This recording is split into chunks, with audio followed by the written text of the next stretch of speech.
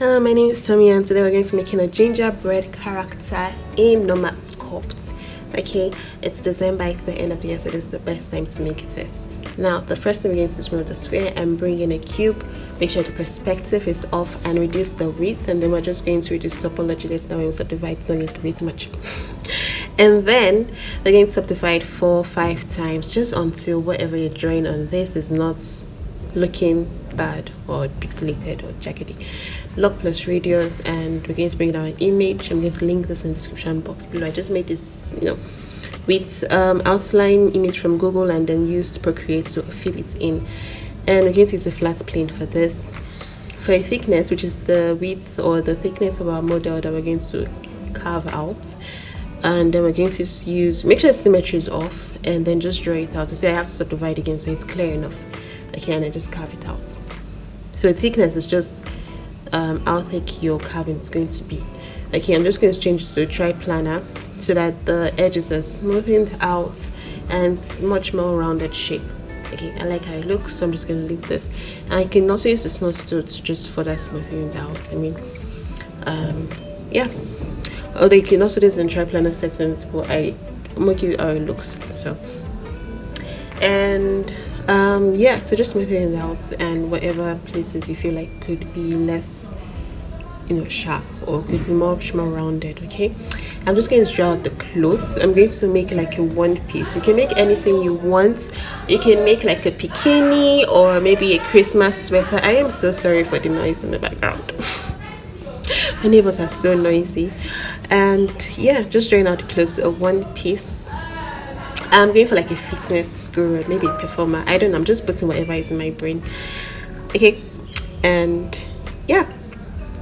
So I'm going to just do the front because when we put icing on biscuits, for example, or cookies, just usually the front. But this is fiction, so you can put it. You can make it like a normal clothes if you want. Okay, and just clean out the back.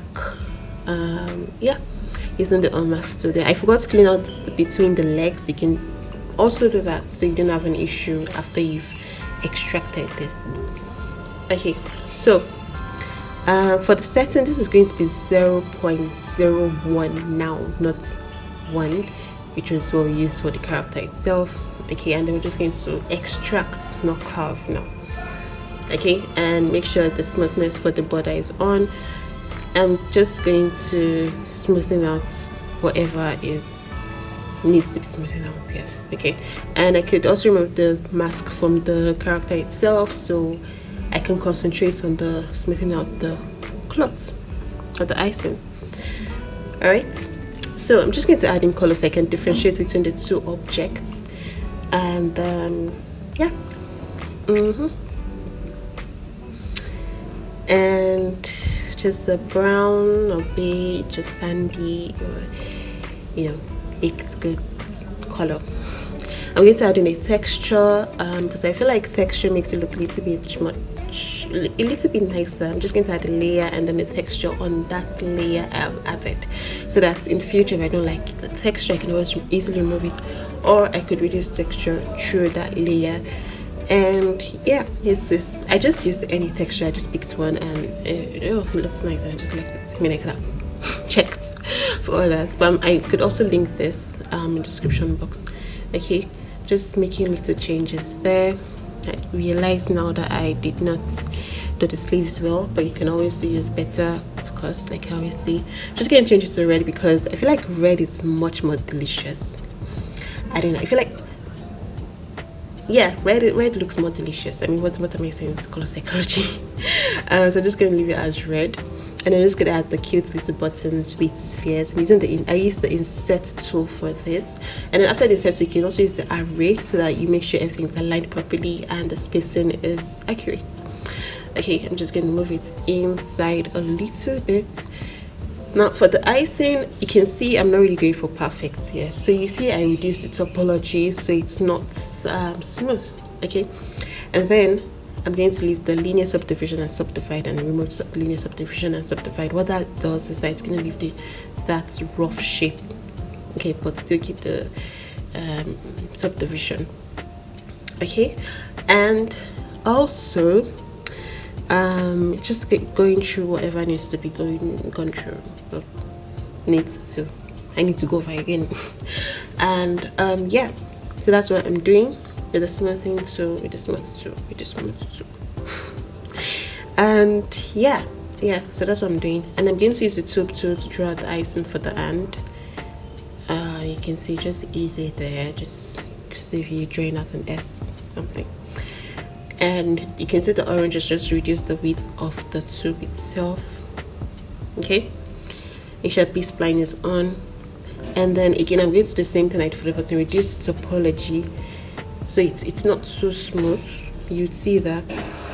Okay, you see what I'm talking about in a moment. Okay, so sorry for the noise in the background.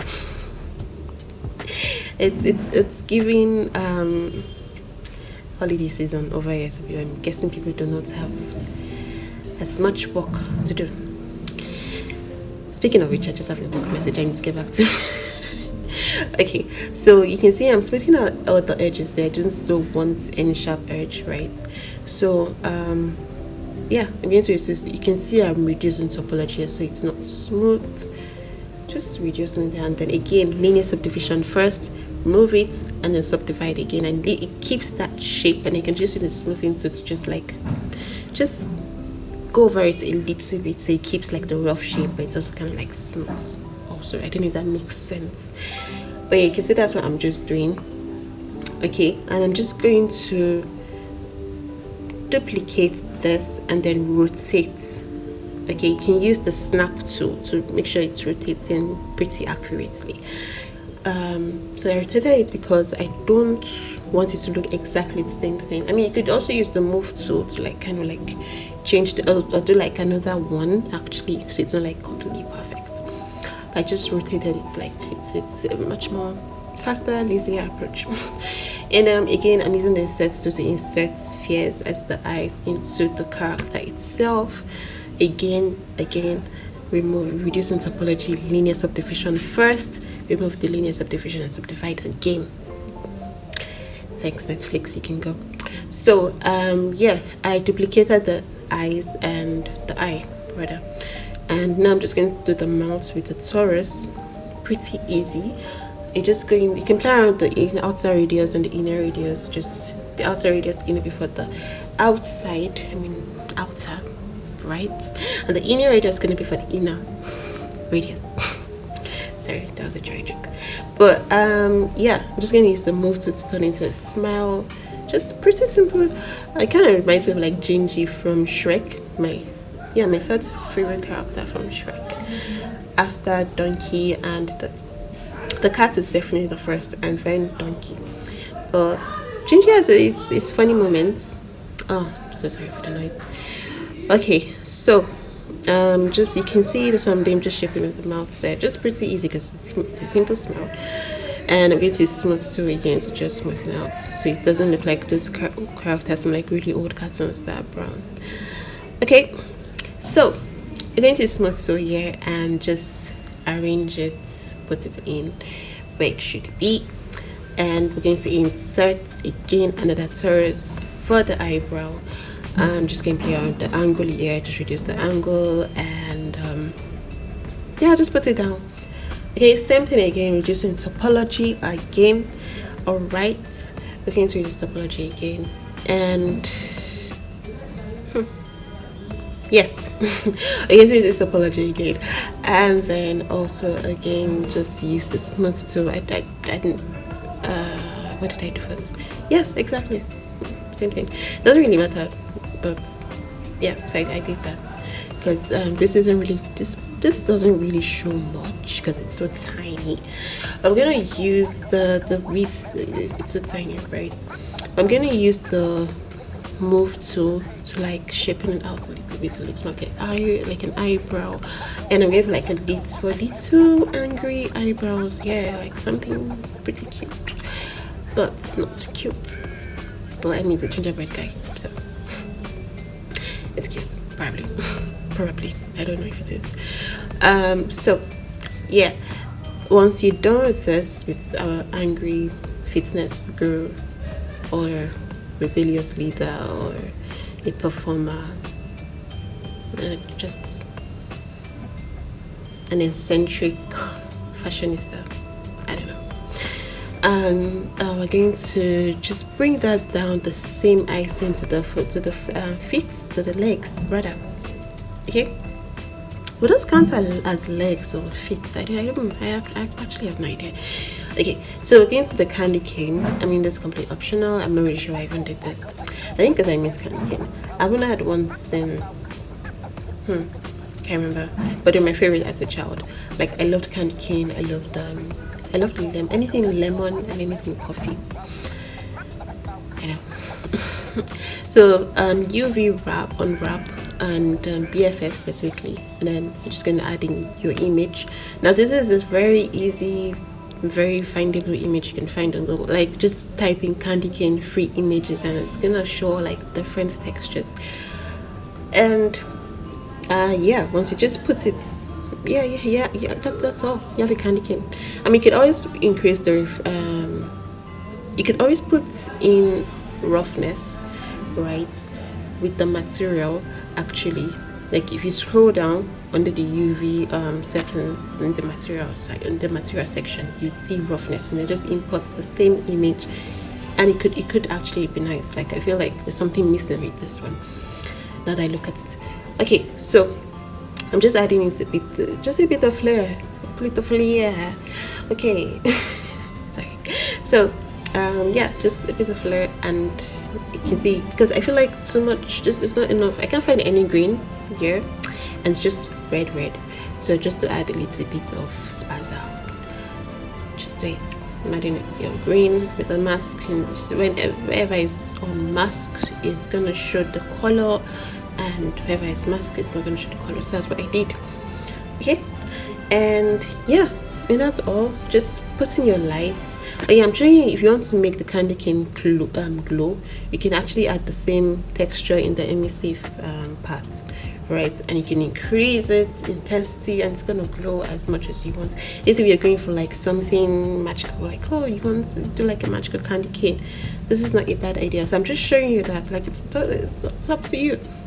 Okay, so you can see for the background, for the flow itself, I'm just bringing it plain. I'm just going to change it to a circle disc.